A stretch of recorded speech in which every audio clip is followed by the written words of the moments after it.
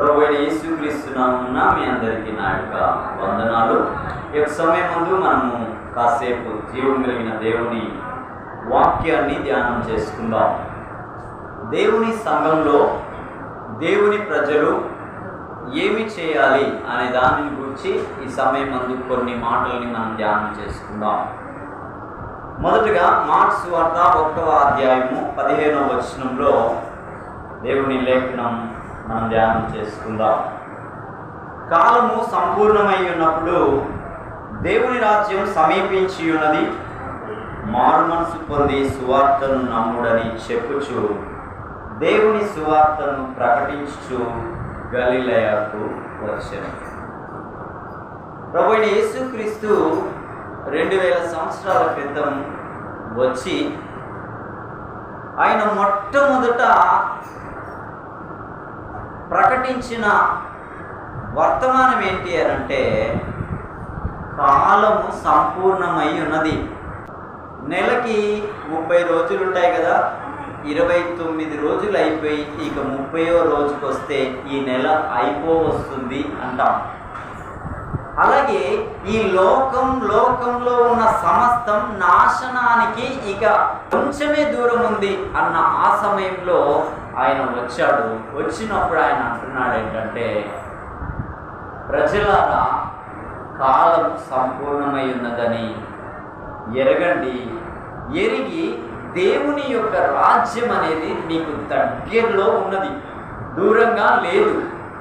ఆ దేవుని రాజ్యము సమీపంగా ఉంటూ ఉండగా మీరు ఆ రాజ్యంలో ప్రవేశించాలి అంటే, ఈ నాశనమైపోయే ఈ రాజ్యంలో నుంచి నిలిచి ఉండే ఆ రాజ్యంలోనికి అడుగులు వేయాలి అని అంటే మనుషుడు చేయవలసిన ఒక ప్రాముఖ్యమైన పని ఉంది. ఏంటా పని అనంటే, మారు మనసు పొందే పని. ఈ మారు మనసు ఎందుకు పొందాలి అనంటే, చదువుకున్నోడే వేరే దేశానికి వెళ్ళటానికి అవకాశం ఉంటుంది. ఇంగ్లీష్ వచ్చినోడే ఇంగ్లీష్ వచ్చినంతో మాట్లాడే అవకాశం ఉంటుంది.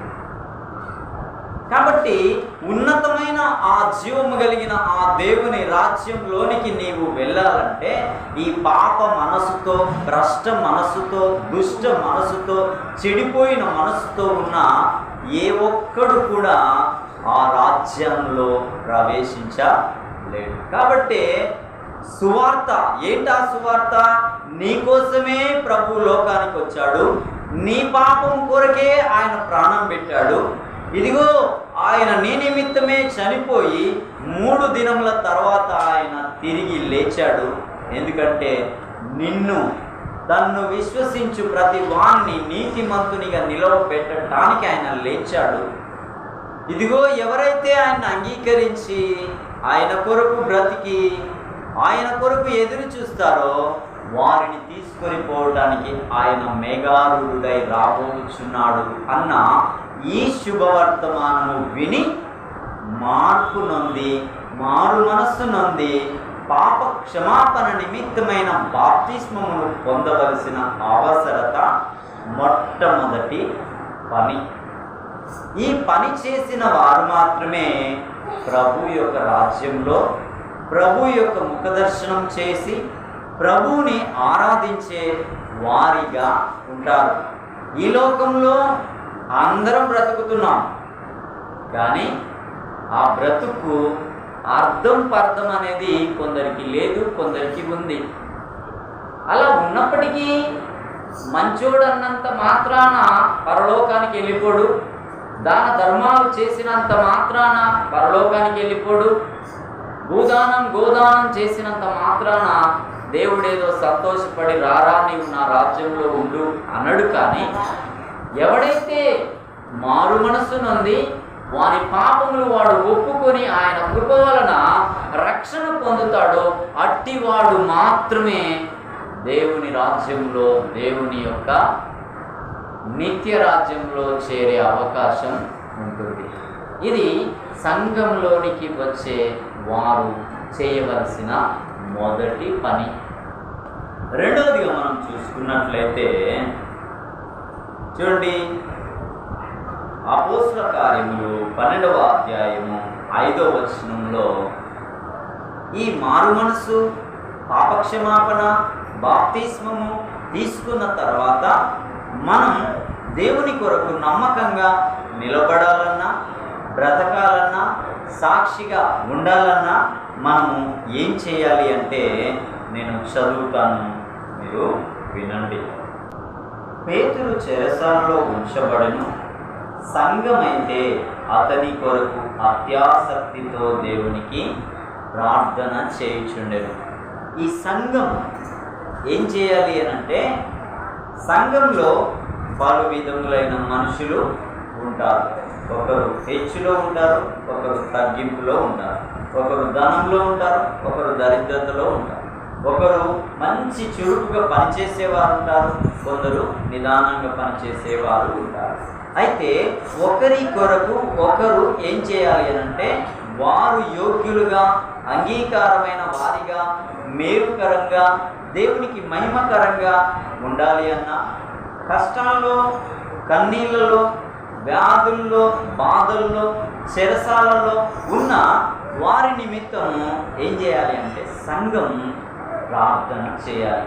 ఇక్కడ పేతురు చెరసాలలో ఉన్నప్పుడు సంఘం ప్రార్థన చేయగా దేవుని దూత వచ్చి అతన్ని విడిపించడం అనేది మనం చూస్తున్నాం. మనకి ఏ పరిస్థితులు ఉన్నా ఆ పరిస్థితుల్లో నుండి విడుదల పొందాలి అనంటే రెండో పని సంఘం ఏం చేయాలి అనంటే ప్రార్థన చేయాలి. మీరు పొద్దున్న లేస్తే సాయంత్రం వరకు ఎక్కడో ఒక దగ్గర మాట్లాడుతూనే ఉంటారు కదా, మాట్లాడకుండా మౌనంగా ఉంటారా? మాట్లాడతారు కదా. ఎంతసేపు మాట్లాడతారు? 1 నిమిషమా 2 నిమిషాలు? గంటలు గంటలు మాట్లాడుతారు. మీకు నోరిచ్చిన ఆ దేవుని దగ్గర, బ్రతుకునిచ్చిన ఆ దేవుని దగ్గర, జీవాన్ని కొనసాగిస్తున్న ఆ దేవుని దగ్గర మీరు నోరు తెరిచి మాట్లాడేవారిగా ఉండాలి. అదే ప్రార్థన. ఏం మాట్లాడతారు? మీ బిడ్డ గురించి, కుటుంబం గురించి, భర్త గురించి, పిల్లల గురించి, మనవళ్ళ గురించి, బంధువుల గురించి, గ్రామస్తుల గురించి, దేని గురించి వారి ఎదుట ప్రార్థన చేయాలి. మనం దేవుని ఎదుట ప్రార్థన చేయాలంటే, ప్రభువా, వారు ఇంకా లోకంలో ఉన్నారు, వారు ఇంకా పాపంలో ఉన్నారు, ఒకవేళ వారు నిద్రిస్తే అగ్నిగంధకులతో మండు గుండంలో ఉంటారు నాయన. అలా ఉండొద్దు, అలా ఉండొద్దు. వారు నీ వైపు తిరగాలి, వారు రక్షణ పొందాలి, వారు వెలుగువై ఉన్న నిన్ను గ్రహించాలి అన్న గమనం ఈ సంఘంలోనికి వచ్చే బిడ్డలు ఏం చేయాలి అంటే ప్రార్థన చేసేవారిగా. ఇది రెండవ పని. ఇక మూడవ పని ఏంటి అని మనం చూసుకుంటే,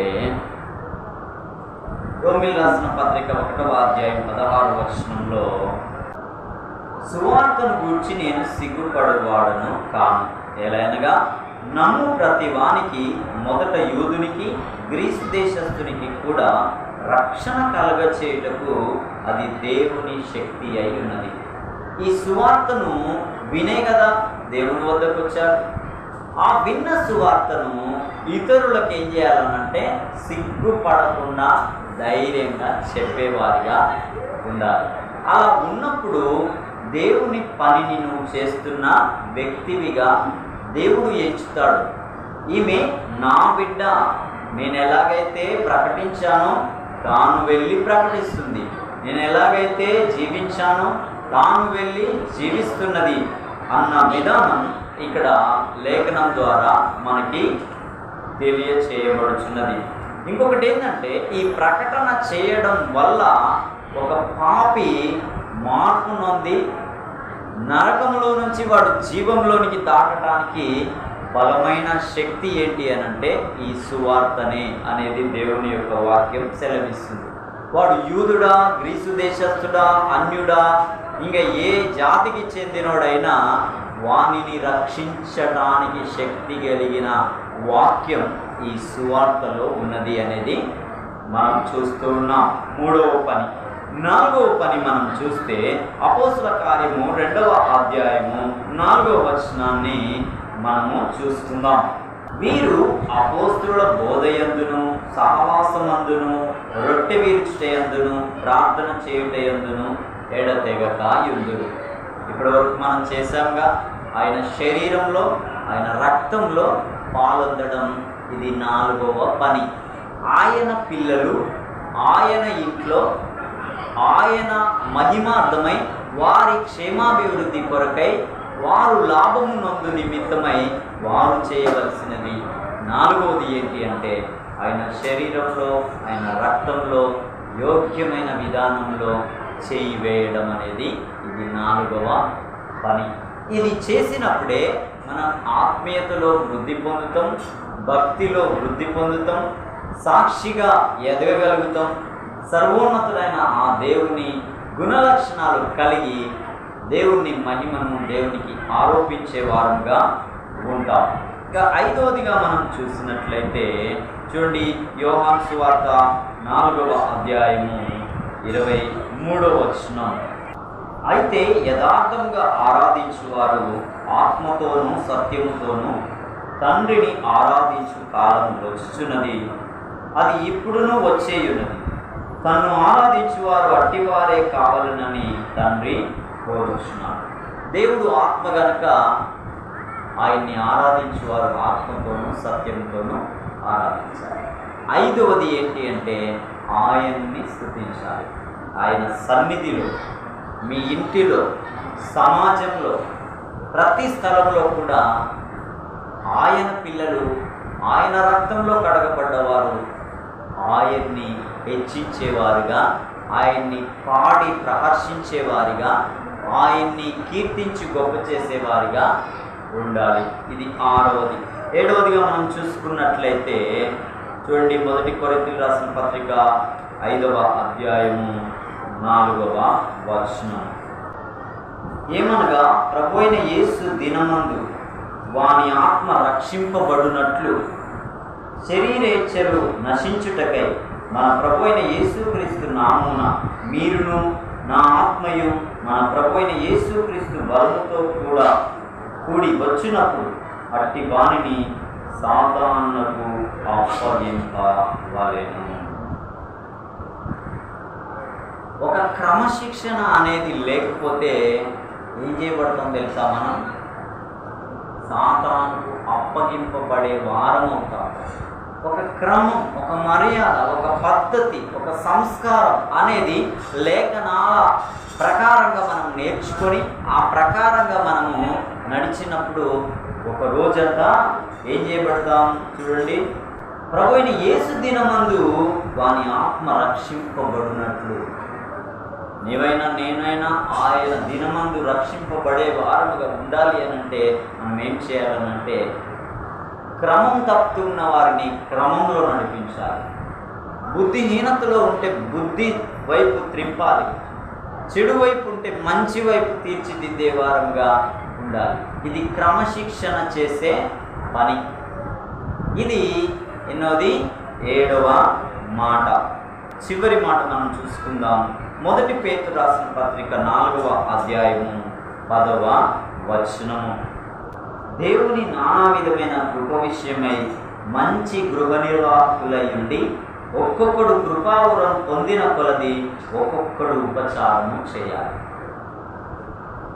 దేవుని సంఘంలో పరిచర్య అనేది చిన్న పనైనా అది మనపూర్వకంగా చేసినప్పుడు దాని ఫలం అనేది ఇక్కడ అనుభవిస్తాం. ఒకరోజు ఆయన వచ్చిన ఆ సమయమందు ఆయన దగ్గర మనం పొందుకునే వారంగా ఉంటాం. ఒక మంచి గృహంలో ఉన్న యజమానుడైన, ఆ ఇంటి యజమానురాలైన, గృహంలో ఉన్న వారి ఎడల బాధ్యత కలిగి, పిల్లల పట్ల ఒక బాధ్యత కలిగి, సమాజం పట్ల మంచి ప్రవర్తన కలిగి ఎలాగైతే ఉంటుందో సంఘంలోకి వచ్చినప్పుడు కూడా కష్టించే చేతులు, పనిచేసే వారిగా, ప్రవర్తించే వారిగా ఆ పరిచయం ఏం చేయబడుతుందంటే దేవుడు అంటున్నాడు, పరిశుద్ధులకు చేసిన ఉపచారమును మరచుటకు దేవుడు అన్యాయస్తుడు కాదు. ఆ పరిచర్య ఫలం మీతోనే పోదది, మీ ముందున్న తరాలకు అది ఏం దేవుడు దీవెనగా మలిచేది ఏదైనా ఉందా భూమి మీద అంటే దేవుని సంఘంలో ఒక విశ్వాసి చేసే పనిని బట్టి, పరిచర్యను బట్టి, చిన్న పనైనా నమ్మకంగా చేసే పనిని బట్టి అది నీ పిల్లలకి అది దీవెనగా మారే విధంగా ఇవి ప్రభువు యొక్క సన్నిధిలో ప్రభు పిల్లలు చేయవలసిన ఈ పనులు. ఇవి ఖచ్చితంగా చేయవలసి ఉన్నది.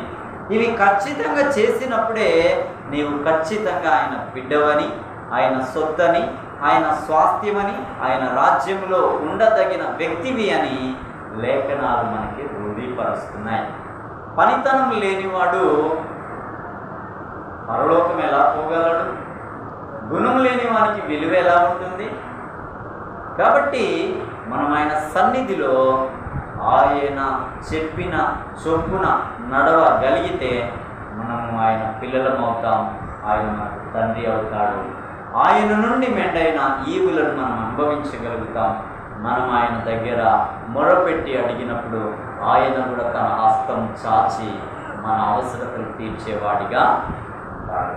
కాబట్టి ఈ యొక్క పనులు సంఘంలో ఉన్న బిడ్డలు చేయవలసి ఉన్నది. చేసినప్పుడు ఆ సంఘం వృద్ధి పొంది దేవునికి మహిమ తెచ్చేదిగా, అన్యులు ధన్యులగుటకు కారణముగా ఉంటుంది. కాబట్టి మనం అలాగూ ముందుకు వెళ్దాం, ఆయన పిల్లలంగా బ్రతుకుదాం. దేవుడి మాటలు మన ఇంటిలో దీవించుగాక. ఆమేన్, ఆమేన్.